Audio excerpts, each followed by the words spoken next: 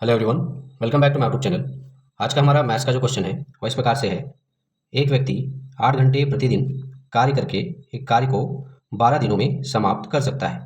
यदि वह 6 घंटे प्रतिदिन कार्य करे तो वह कितने दिन में कार्य समाप्त करेगा, ये हमको फाइंड करना है, ज्ञात करना है। ओके, क्वेश्चन के लिए जो ऑप्शन है वह इस प्रकार से है। ऑप्शन ए 14 दिन, ऑप्शन बी 15 दिन, ऑप्शन सी 16 दिन और ऑप्शन डी 17 दिन। तो चलिए इस प्रकार के क्वेश्चन को कैसे सॉल्व किया जाता है उसको सीखते हैं और समझते हैं। ठीक है, सर्वप्रथम हम इस क्वेश्चन में जो भी चीज़ें दी हुई है उसको नोट डाउन कर लेंगे। ठीक है, इस क्वेश्चन में देखिए दो कंडीशन दिए हुए हैं। पहले कंडीशन में कह रहा है कि एक व्यक्ति जो है 8 घंटे प्रतिदिन काम करके किसी कार्य को 12 दिन में पूर्ण कर लेता है। ठीक है, वही दूसरा जो कंडीशन दिया हुआ है वह दिया हुआ है यदि वह 6 घंटे प्रतिदिन कार्य करे तो कितने दिन में वो कार्य को समाप्त कर पाएगा, ये हमको फाइंड करना है। ठीक है, तो इन्हीं चीज़ों को हम यहाँ पे लिख देते हैं। मैं यहाँ पे लिख देता हूँ, दिया है पहले कंडीशन के आधार पे, है ना। यहाँ पे मैं कंडीशन नंबर फर्स्ट कह सकता हूँ यहाँ पे। ठीक है, तो मैं यहाँ पे लिख सकता हूँ व्यक्ति की कार्य क्षमता।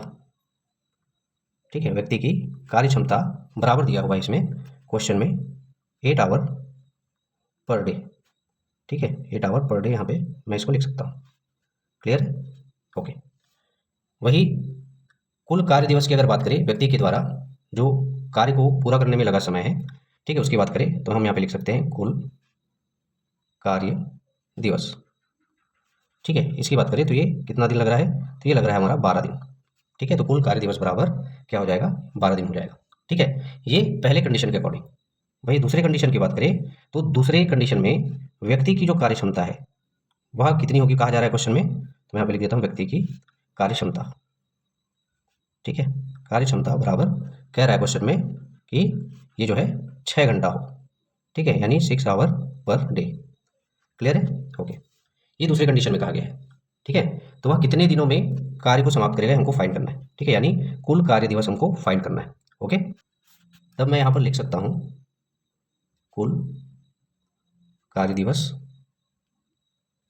बराबर क्वेश्चन मार्क। ठीक है, इतना लिख सकते हैं हम लोग। ओके, अब चलिए इस सवाल को आगे सॉल्व करते हैं। अब आगे हम क्या करेंगे, 12 दिनों में कार्य को पूरा करने में जो कुल समय लगा है उसकी गणना करेंगे। ठीक है, इसलिए मैं यहाँ पे लिख देता हूँ 12 दिवस में कार्य को पूर्ण करने में लगा समय, पूर्ण करने में लगा समय। ठीक है, बराबर मैं यहाँ पे क्या लिख सकता हूँ, बराबर मैं यहाँ पे लिख सकता हूँ पहले कंडीशन के अकॉर्डिंग व्यक्ति की कार्य क्षमता। ठीक है, पहली जो परिस्थिति दी हुई है उसके अकॉर्डिंग यहाँ पे आ जाएगा व्यक्ति की कार्य क्षमता और गुणे में क्या आ जाएगा, तो गुणे में आ जाएगा हमारा कुल कार्य दिवस।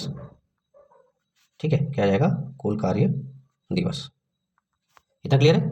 ओके, ठीक है, जैसे कि मैंने यहाँ पे कहा कि वह व्यक्ति जो है किसी कार्य को जब 12 दिन में पूरा कर लेता है तो उसको कुल कितना समय लगेगा, इसकी हम पहले क्या करेंगे, गणना करेंगे।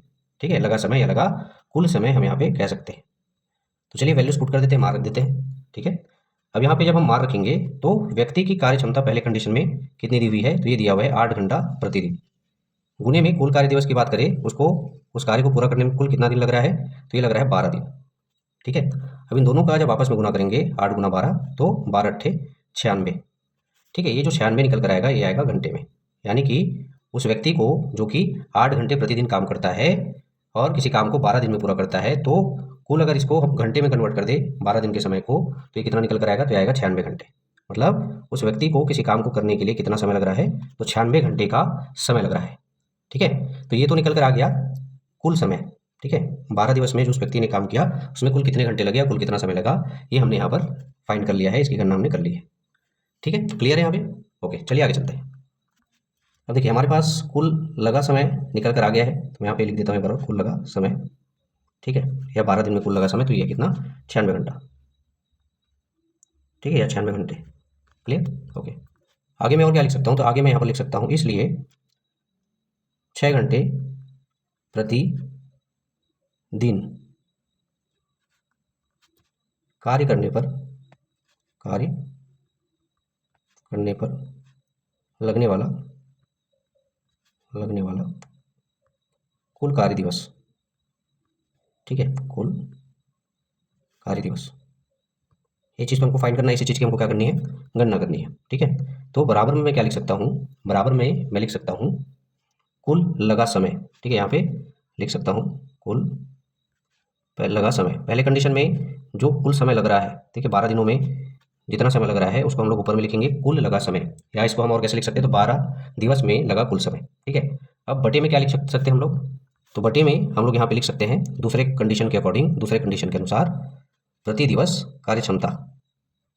ठीक है, प्रति दिवस कार्य क्षमता। दूसरे कंडीशन में प्रतिदिन व्यक्ति जो है कितने घंटे काम करेगा, तो 6 घंटे यदि वो काम करेगा तो कितने दिन में वो किसी कार्य को पूरा कर लेगा, ये कहा गया। इसलिए यहाँ पे जो नीचे है, नीचे साइड पे या बटे में प्रति दिवस कार्य क्षमता आ जाएगा। ठीक है, समझ आ गया। अब चलिए एक तरीके से सूत्र बन गया, इस सूत्र में हम क्या करेंगे, हम वैल्यूज को पुट कर देंगे। ठीक है, यहाँ पे कुल लगा समय की बात की गई है, तो कुल लगा समय कितना निकल कर आया हमारे पास, तो 96 घंटा। तो हम यहाँ पे लिख सकते हैं 96 ऊपर में। ठीक है, वैसे ही प्रति दिवस कार्य क्षमता कितना दिया हुआ है क्वेश्चन में, दूसरे कंडीशन में, तो प्रति दिवस कार्य क्षमता की बात करें या प्रतिदिन कितने घंटे कार्य वो करेगा इसकी बात करें, तो क्वेश्चन में दिया हुआ है यहाँ पे 6 घंटा। तो बटे में क्या आ जाएगा, ये 6 आ जाएगा। ठीक है, ओके, चलिए आगे इसको सॉल्व करेंगे। अब देखिए हमारे पास वैल्यूज है 96 बटे में 6। ठीक है, अब 96 को जब 6 से डिवाइड करेंगे तो कितनी बार में जाएगा, 6 कम 6, 6 कम 6 बचेगा, 9 में से जब 6 जाएगा 3, तो 3 और 6 हो जाएंगे 36, तो 6 6 का 36। ठीक है, 96 जो है वह 6 से 16 बार में चला जाएगा। ठीक है, और ये जो 16 आएगा ये आएगा हमारा दिन या फिर दिवस। ठीक है, यानी कि उस व्यक्ति को, जो व्यक्ति 6 घंटे प्रतिदिन के हिसाब से कार्य करता है, किसी कार्य को करने में उसे कितना दिन लगेगा, तो 16 दिन लगेगा। ठीक है, ये हमारे इस क्वेश्चन का आंसर भी होगा। क्लियर है। अब चलिए बारी आती है ऑप्शन की तरफ चलने की। ऑप्शन की तरफ चलते और देखते हैं कौन से ऑप्शन में 16 दिन दिया हुआ है। ओके ओके, जब हम ऑप्शन की तरफ आते हैं तो हम देखते हैं कि ऑप्शन नंबर सी में 16 दिन दिया हुआ है, यानी कि इस क्वेश्चन का जो राइट आंसर होगा वो होगा ऑप्शन नंबर सी, 16 दिन। ठीक है, कोई व्यक्ति जो 6 घंटे प्रतिदिन के हिसाब से कार्य करता है, उसे किसी कार्य को करने में कितना दिन लगेगा, तो 16 दिन लगेगा। क्लियर है। आशा करता हूँ आप लोग को इस प्रकार का क्वेश्चन कैसे सॉल्व किया जाता है और बहुत अच्छे तरीके से समझ में आया होगा। इसी प्रकार के इंपॉर्टेंट टॉपिक और क्वेश्चन को लेकर मिलते हैं हमारे नेक्स्ट वीडियो में, तब तक के लिए धन्यवाद।